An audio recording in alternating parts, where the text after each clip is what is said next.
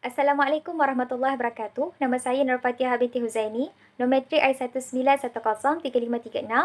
Kami daripada kumpulan 10 akan membentangkan tentang tajuk Sosial Kontrak Kerajaan Islam Madinah di bawah kepimpinan Rasulullah SAW membawa kepada perpaduan dalam masyarakat majmuk. Jadi kita akan terus masuk kepada subtopik yang pertama, iaitu tentang pengenalan politik Islam. Jadi sebagaimana yang diketahui, politik ini juga merupakan antara keperluan untuk manusia dalam kehidupan.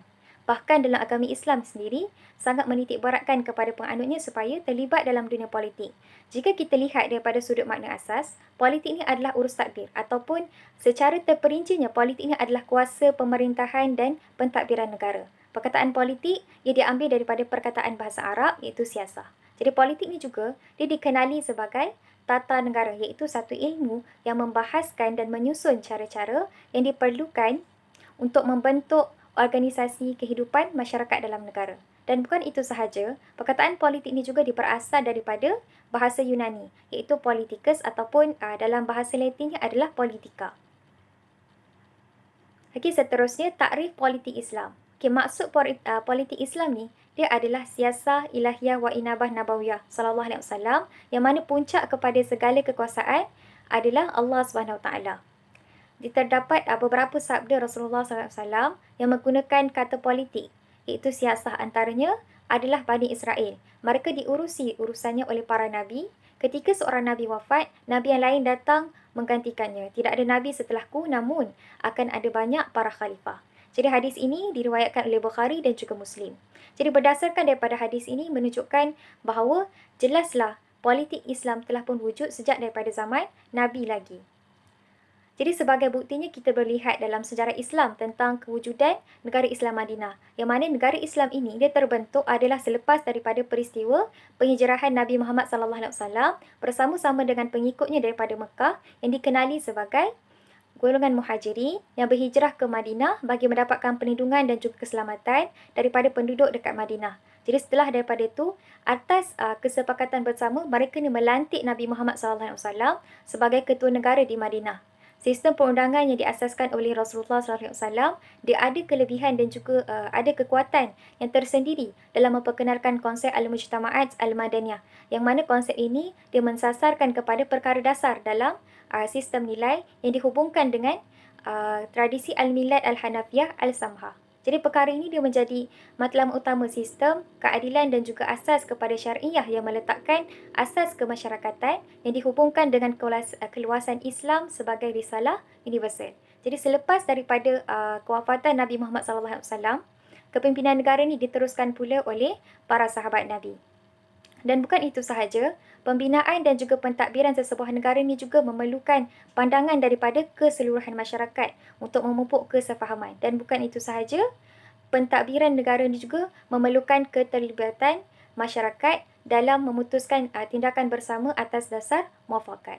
Jadi negara Madinah didirikan atas sebuah konsorsium budaya yang mana penduduk yang berlainan bangsa dan juga agama seperti agama Islam, agama Yahudi, agama Nasrani dan banyak lagi tinggal dalam sebuah negara. Jadi masyarakat yang bukan beragama Islam yang tinggal dekat dalam negara Madinah, mereka juga diberikan hak-hak yang tertentu seperti mereka ni diberikan jaminan kebebasan. Di mana mereka ni diberikan kebebasan untuk mengamalkan agama mereka tanpa adanya sebarang halangan daripada orang Islam. Seterusnya kita akan masuk kepada subtopik yang kedua iaitu tentang definisi kestabilan negara. Kita akan pergi kepada satu persatu. Maksud kestabilan. Kestabilannya adalah ketahanan ciri-ciri elemen ataupun situasi daripada semasa ke semasa. Perkataan kestabilan boleh juga digunakan sebagai ciri-ciri fenomena fizikal tertentu serta fenomena sosial, sejarah, politik, ekonomi, kebudayaan dan sebagainya. Menurut Kamus Dewan Bahasa edisi yang keempat, kestabilannya adalah keadaan stabil, keteguhan, kukuh, kuat, tidak berubah, tetap, kemantapan dan juga stabiliti.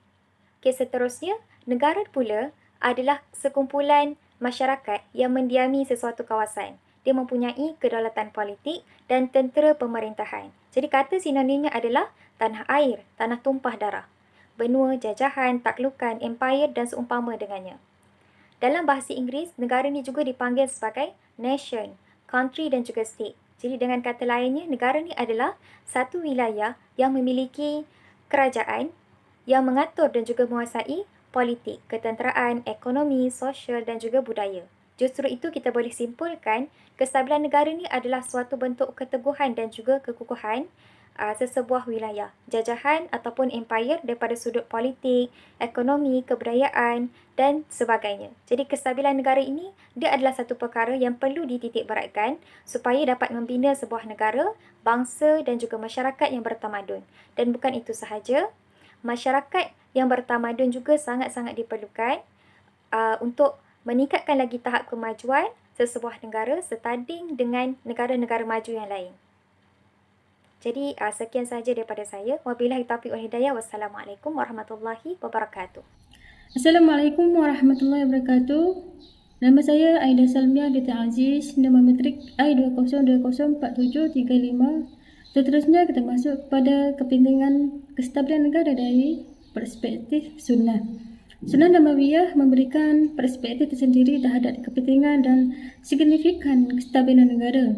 Hadis-hadis menggambarkan suasana yang aman, damai, makmur, selamat dan seumpama dengannya, yang merupakan asas utama kepada maksud dan konsep kestabilan sesebuah negara. Adalah nikmat ilahi yang tidak terhingga nilainya dan dikira sebagai sebesar-besar anugerah yang dikurniakan terhadap hamba-hambanya di atas muka bumi sehingga diibaratkan seperti memiliki dunia seluruhnya. Seterusnya, Al-Madinah Al-Munawwarah sebagai sebuah negara. Madinah Al-Munawwarah adalah sebuah kota yang memenuhi syarat-syarat asas sebuah negara. Perkembangannya yang pantas dengan menguasai semenanjung Arab dianggap sebagai kuasa baru yang memberi ancaman sehingga mendapat perhatian kuasa dunia yang bersepadan, iaitu Empire Parsi dan Rom. Para pengkaji sains politik bersepakat sekurang-kurangnya 3 perkara asas yang perlu ada bagi sesebuah negara, iaitu rakyat, wilayah dan kerajaan. Sesetengah pendapat meletakkan perkara keempat, iaitu kedaulatan. Negara tidak akan ada tanpa kewujudan ciri-ciri ini. Negara Madinah memiliki keempat-empat perkara tersebut. Seterusnya, rakyat. Rakyat ialah sekumpulan manusia yang menetap di wilayah tertentu secara bermukim dan berterusan. Rakyat negara Madinah terdiri daripada kabilah Arab, Aus dan Khazraj. Kabilah-kabilah ini dikenali sebagai Ansar yang bermaksud menolong atau memenangkan, yang dinamakan bersempena dengan pertolongan mereka terhadap Rasulullah SAW. Sekalipun tiada pertalian darah dan persaudaraan, semasa mereka tiba di Madinah daripada Yaman, kabilah-kabilah Yahudi telah membina penempatan terlebih dahulu.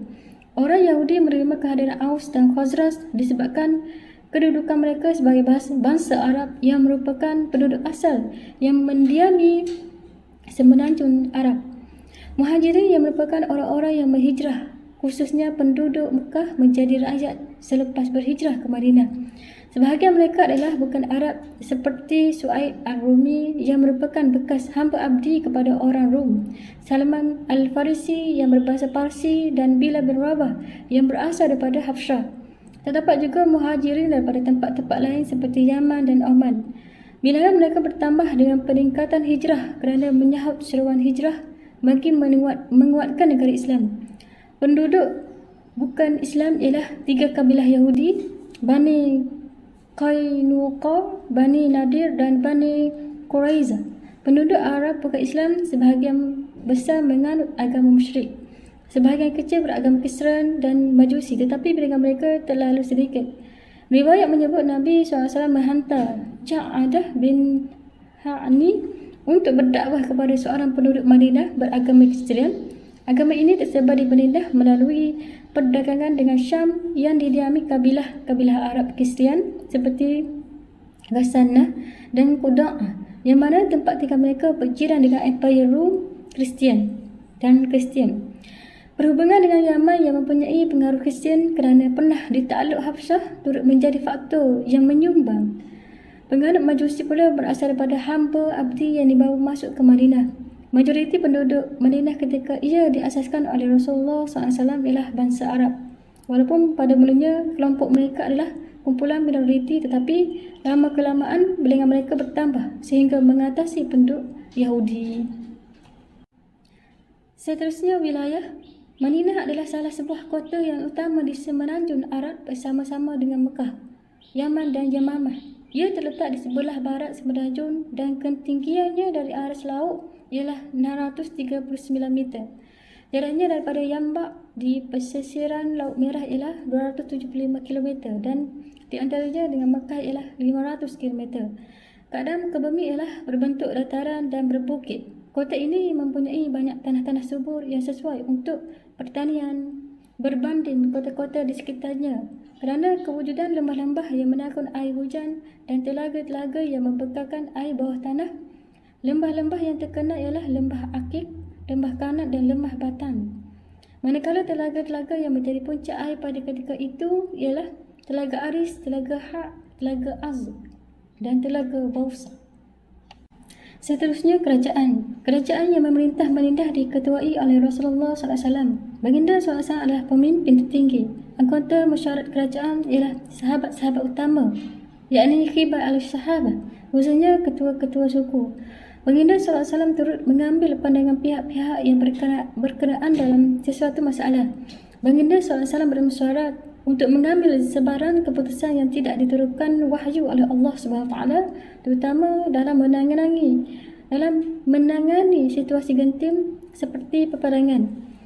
Selepas kafilah dagang yang diketuai Abu Sufyan yang diburu oleh tentera-tentera Islam terlepas, Quraisy telah menghantar pasukan untuk berperang. Rasulullah SAW telah bermusyawarah dengan kaum muslimin. Baginda tidak sekadar berpuas hati dengan pandangan Abu Bakar radhiyallahu anhu, Umar radhiyallahu anhu dan Al-Miqdad bin Al-Amru radhiyallahu anhu dari kalangan Muhajirin, tetapi baginda SAW ingin mengetahui pandangan Ansar.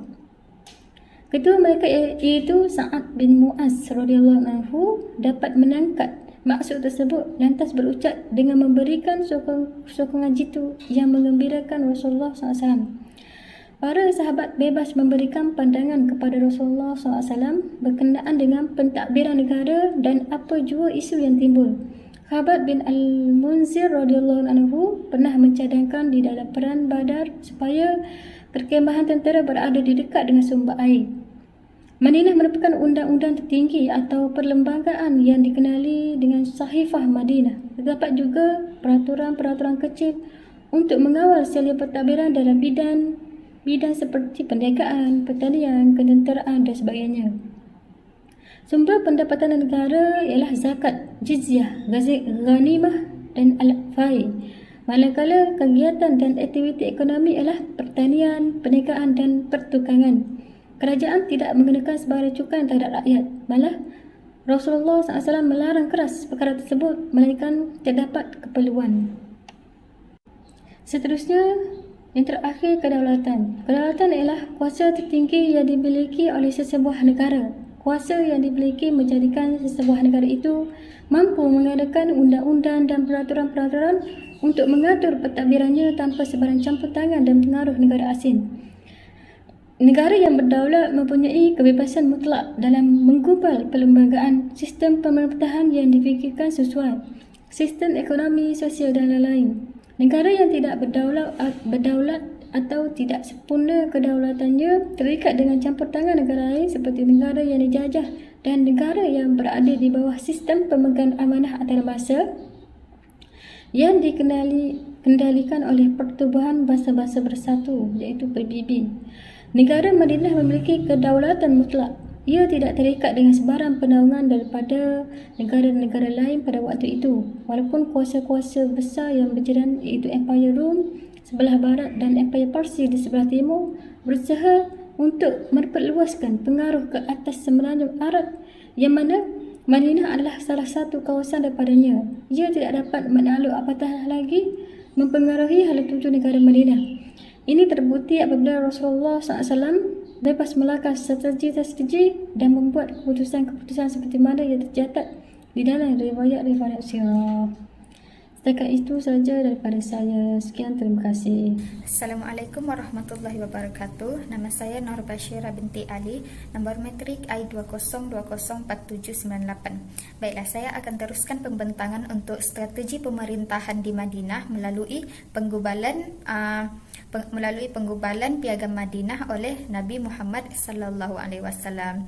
Okey, asas kepada pembentukan negara Islam Madinah ni ialah sebuah dokumen bertulis yang diasaskan oleh Rasulullah sendiri, oleh Nabi Muhammad sallallahu alaihi wasallam, yang dipanggil sebagai Sahifah Madinah ataupun Piagam Madinah. Okey. Piagam Madinah ni diasaskan oleh Rasulullah untuk membentuk sebuah negara yang adil dan untuk mencipta perpaduan dalam masyarakat yang berbilang bangsa di Madinah, berbilang kaum di Madinah itu sendiri. Okay, disebabkan Madinah ni mempunyai rakyat yang berbilang kaum, oleh sebab itulah Piagam Madinah ni digubal oleh Rasulullah untuk menjamin keamanan, kestabilan masyarakat, keadilan dan mewujudkan hubungan persaudaraan antara kaum di Madinah. Asas kepada penggubalan Piagam Madinah ni ialah dibuat dalam dua pihak, iaitu yang pihak pertama ialah Rasulullah sallallahu alaihi wasallam, manakala pihak yang kedua ialah antara orang Islam dengan orang Yahudi dan orang Islam sesama orang Islam itu sendiri, iaitu kaum Muhajirin dan juga Ansar. Piagam Madinah ni mengandungi 47 fasal seperti pembentukan ummah, hak-hak asasi manusia, perpaduan seagama, tugas-tugas warga negara, melindungi negara daripada ancaman musuh, politik perdamaian dan juga soal ekonomi. Tetapi apa yang paling penting dalam perlembagaan Piagam Madinah ni ialah semua penduduk masyarakat berbilang kaum yang berada di Madinah tu, mereka ni hendaklah hidup sebagai sebuah masyarakat yang saling tolong-menolong antara satu sama lain dan mewujudkan ikatan persaudaraan antara mereka, tidak kira dengan orang Islam dan juga dengan orang bukan Islam. Perlembagaan Piagam Madinah ni juga digubal untuk menunjukkan keprihatinan pengurusan sosial Nabi Muhammad sallallahu alaihi wasallam dalam membentuk dan mewujudkan sebuah masyarakat yang syumul dari pelbagai aspek kehidupan dan juga dapat menggabungkan seluruh masyarakat di Madinah itu yang mana terdiri daripada golongan Muhajirin dan Ansar dan juga orang bukan beragama Islam. Dan jalinan persaudaraan antara orang Islam dan bukan Islam ni amat digalakkan di Madinah dan amat digalakkan oleh Rasulullah, dan sama sekali tidak dilarang dalam Madinah tu. Dan selagi mana orang bukan Islam ni menghormati hak-hak umat Islam itu sendiri. Menerusi Piagam Madinah, golongan Yahudi ni mereka bebas untuk menganut agama mereka sendiri selagi mana mereka tidak menjejaskan kepentingan umum, dan mereka ni mempunyai kewajipan untuk taat setia kepada negara Islam Madinah tanpa dipaksa, dan mereka ni juga diberikan hak yang sewajarnya. Perlembagaan Piagam Madinah ni telah menyatukan seluruh penduduk Madinah, di mana piagam ini telah mengatur hubungan antara penduduk Madinah supaya mereka ni saling hidup tolong-menolong dan juga saling bertanggungjawab. Mereka ni juga dapat hidup dalam suasana aman dan semua gejala buruk dapat dihapuskan. Piagam ni juga menetapkan konsep persamaan antara semua orang, sama ada orang perseorangan ataupun yang berkumpulan. Okay, di samping itu, piagam ini jelas menunjukkan bahawa tidak ada perbezaan antara pemerintah dan juga yang diperintah. Okay, konsep Islam itu sendiri yang menganggap bahawa semua manusia ni adalah sama taraf tanpa mengira darjat dan juga pangkat. Semua adalah sama di sisi Allah Subhanahu Wa Taala. Dengan cara ini, penindasan dapat dielakkan dan seterusnya dapat mewujudkan semangat perpaduan dalam negara. Strategi penggubalan Piagam Madinah oleh baginda Rasulullah sallallahu alaihi wasallam patut dijadikan panduan oleh semua negara Islam untuk membangunkan negara Islam yang unggul dan juga berdasarkan nilai-nilai Islam itu sendiri. Kerana keselamatan, kemakmuran dan juga keadilan negara dapat diwujudkan berdasarkan syariat Islam dan juga mendapat keredaan Allah Subhanahu Wa Taala. Bismillahirrahmanirrahim. Assalamualaikum warahmatullahi wabarakatuh. Saya Siti Nur Asma binti Mak Rahim, nombor metrik I20204-796. Okey, seterusnya kita pergi kepada agenda penyatuan umat. Okey, sebelum kita pergi lebih jauh, eloklah kita mengetahui apakah latar belakangnya. Okey, Kota Madinah ni mengambil masa 23 tahun untuk berdiri dengan megah. Keringat dan korban yang diperlukan untuk membina kota sekukuh itu adalah hasil perjuangan pemimpin baginda yang telah membentuk sebuah negara Islam yang berteraskan perlembagaannya kepada perintah Allah Subhanahu Wa Taala. Okey, baginda ni telah menyusun masyarakat berasaskan siasat Islamiah dalam urusan keduniaan maupun keagamaan yang meletakkan segala asas hukum syarat sehingga tiada satu pun yang ditinggalkan oleh baginda.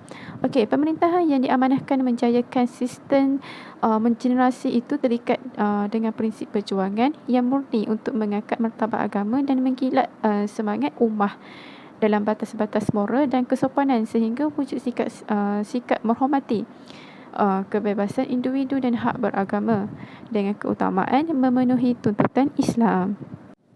Okey, seterusnya kita pergi kepada apakah agenda yang diperkasakan pada pemerintahan di Madinah. Okey, terdapat 3 perkara. Yang pertama, ikatan persaudaraan antara kaum muslimin, dan yang kedua, masjid sebagai lambang kedaulatan Islam, dan yang ketiga, Dustur Madinah. Okey. Yang pertama, kita pergi kepada ikatan persaudaraan antara kaum muslimin. Okey, Rasulullah SAW mengajar manusia bahawa persaudaraan itu mampu untuk membawa kemakmuran dalam agama. Islam menuntut ketetapan baru dalam perjanjian persaudaraan yang mengharuskan pewarisan dalam tradisi persaudaraan yang baik untuk mengukuhkan asas-asas ekonomi daripada golongan masyarakat yang tertindas ataupun dizalimi. Okey, sebagai langkah ke arah tersebut, Rasulullah SAW telah mempersaudarakan antara golongan Ansar dan Muhajirin dengan ikatan ukhuwah Islamiah.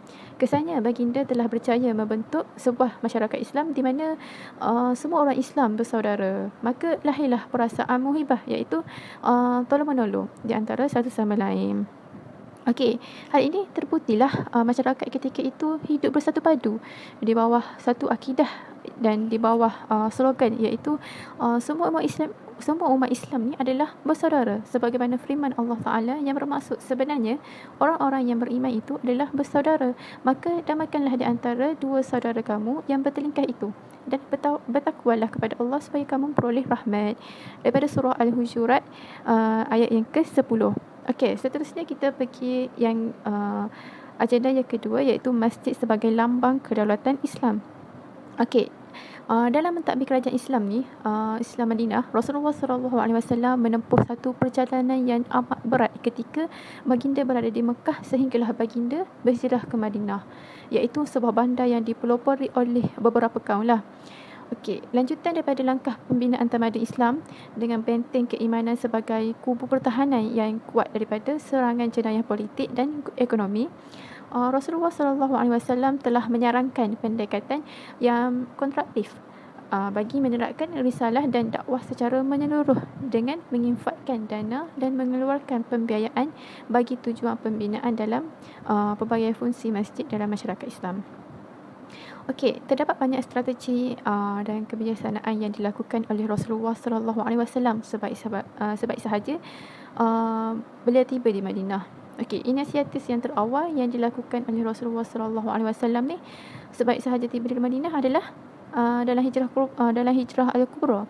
Okey, ialah mengasaskan masjid sebagai pemimpin bervisi jauh ni dan mempunyai komitmen penuh dalam menggerakkan kesedaran Islam. Okey, pembinaan masjid ni dilihat sebagai agenda yang sangat penting lah dalam merangka pembangunan dunia maupun ukhrawi. Okey, seterusnya kita pergi kepada Dustur Madinah. Okey, Dustur Madinah ni, kesan kemunculan Madinah ni sebagai kuasa politik dunia telah membentuk satu ikatan perjanjian penghijrahan Rasulullah SAW ke Madinah pada tahun 622 Masihi. Okey, merupakan era baru dalam baginda menjalankan risalah dan dakwah Islamiah. Di Madinah ni, baginda mendapat sokongan daripada penduduknya. Di awal permulaan, baginda memperolehi sokongan secara perlahan-lahan yang dimulakan dengan kesepakatan penduduk Madinah dan juga Mekah. Namun begitu, sokongan tersebut belum menjamin kekuatan posisi Rasulullah SAW kerana populasi Madinah terbahagi kepada beberapa kumpulan yang berbeza dalam cara berfikir dan dan kepentingannya. Okey, untuk itu baginda berikhtiarlah dalam membuat perjanjian bertulis yang dapat diterima oleh semua kumpulan sosial yang bercorak majmuk itu.